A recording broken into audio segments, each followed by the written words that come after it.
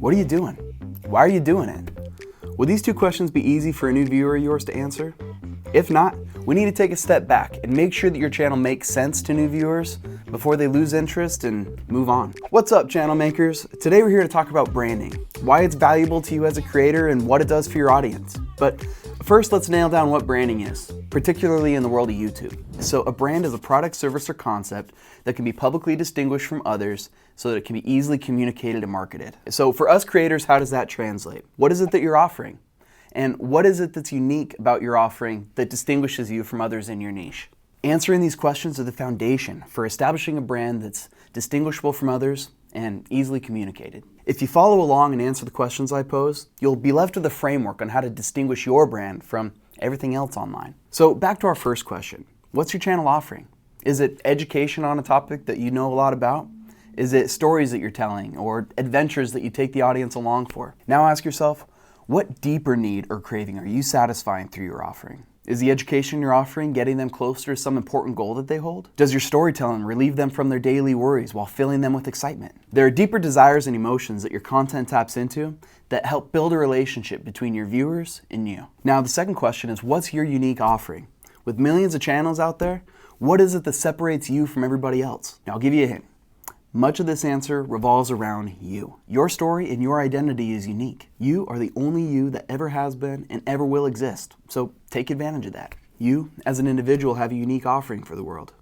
Your job as a creator is to find that and to package it up in a way that you can hold people's attention long enough to deliver your message. Now let's take a look at a quick example to drive this home. Here's Mark Rober, engineer, inventor, and educator with tons of successful videos. What's his channel offering? Primarily entertainment and knowledge. But what deeper emotions and desires is he satisfying? Now, my favorite videos of his are his squirrel maze videos. I didn't stick around for 20 minutes of squirrel parkour because I'm working on my own Ninja Warrior squirrel course, but instead because I was intrigued to see how a NASA engineer was going to tackle this. The way he takes you through the design process offers a sense of companionship, where he's willing to explain how everything's supposed to work and the intentions behind the design. This type of challenge also makes for a great story. Wanting to see if Fantastic Gus is going to conquer the course is what carries the audience through to the end. Like we were saying, following a story offers the audience some relief from their daily worries. So what again is he offering? What stands out to me is companionship, intrigue, and relief from your daily worries. Then, how's Mark's offering different from other creators? Much of it is his out-of-the-box ideas that he comes up with for experiments. So certainly creativity is key, but also it's his unique skill set. Because of his experience as a NASA engineer and his background education, he's able to pull off mind-blowing stunts like his glitter bomb. There he offers a hilarious solution to a problem we can all relate to, having your stuff stolen. He leveraged both his creativity and skill set to make a video seen over 90 million times. By coming up with a funny solution to a relatable problem using his unique skill set, we're able to get a great sense of what his channel's all about. This leads to our next point, relatability. How much can your audience relate to your content? To figure this out, let's ask ourselves a question.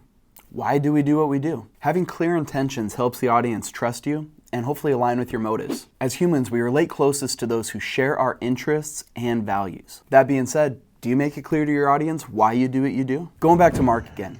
It appears that he does what he does because he enjoys it, and you can tell that by his level of excitement. But then to a deeper question. Why does he enjoy it? Because he values knowledge and curiosity. If you too value knowledge and curiosity, you're probably gonna have an easy time relating to the guy. He has shared values with millions of people online who tune in to see his antics. And they'll keep tuning in because they know what type of content they can expect from him. Another thing that's gonna help you be relatable is your vibe. Now, I know vibe sounds cliche, but stick with me here. Your channel vibe is going to be the general feeling or atmosphere felt by others. Your vibe is something that you need to exude and should be 100% intentional. You'll need your vibe to feel authentic, so you need to go with one that fits your personality. So ask yourself this, what's your channel vibe? Is it playful or serious? Calm or excited? You'll want to contemplate how the vibe fits your content to figure out what the general tone of your videos will be. Back to Mark. His channel teaches physics and engineering, but it doesn't feel like a classroom. With his personality and overarching stories, you don't even realize you're being taught. Just that you're getting to watch him do interesting experiments and getting a great explanation as to how it turned out. This helps to create a playful vibe instead of a classroom vibe, which is key to his channel's success. So now that we know what you do, what's unique about what you do, why you do it, and what the general vibe is, now we can talk about visuals. What visuals are going to be fitting for your brand? I heard a great recommendation on how to get started here is to go to Pinterest and create a board. Then search keywords inside of your niche and save all the posts that stand out. Treat this like a virtual dream board of what you want your channel to look like. Now, take a look at the board you just put together and try to find consistencies. What stands out in these other people's work that speaks to you? What does it say? And what emotions come to mind? Now, write these things down so you can figure out how to stand out to your audience in a similar way that these people's posts stood out to you. You'll want to pay attention to colors, scenes, and perspectives to figure out your style of shooting. Find a couple colors that fit your brand, using websites like Coolors to help you generate a color palette. If you found a specific color on another site that you'd really like to use, Google has an extension called Eyedropper that you can hover your cursor over any color and it'll give you the color code. Now, you'll need to check back to make sure that these colors fit the vibe that you established earlier. Colors carry a mood, which is an element of your vibe. We don't want to confuse the audience by using pink or purple on a thumbnail about true crime. You'll want to have at least one color that stands out. Many channels use YouTube Red, or as I like to call it, hashtag FF0100. You'll notice Mark uses this color in a number of his thumbnails to point things out since it's so eye-catching. But it also fits the page since YouTube also uses that color for their emblem as well as the play bar. Now to our last element, sound. What do we want our channel to sound like? First, let's talk about voice.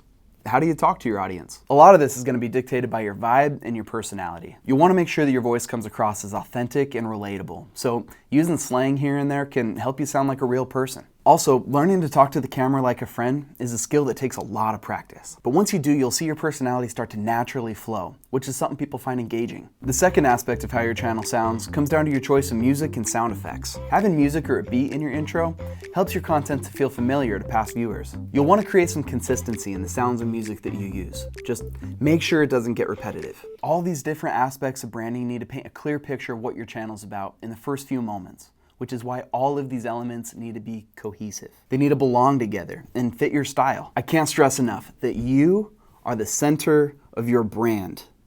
Everything else needs to revolve around you and your story. You are the one interacting with the audience, and you are the one they're coming back for. Let them know what they can expect from you and what makes you different from everybody else online. Once you've established a brand with a clear direction, the followers will come. Well, that's it for today. If this was helpful or eye-opening in any way, I'd love to hear about it in the comments. If you're looking for more help keeping people on your channel, check out this video that Julia and I put together on the principles of a catchy intro. Till next time, this has been Jake with Channel Makers.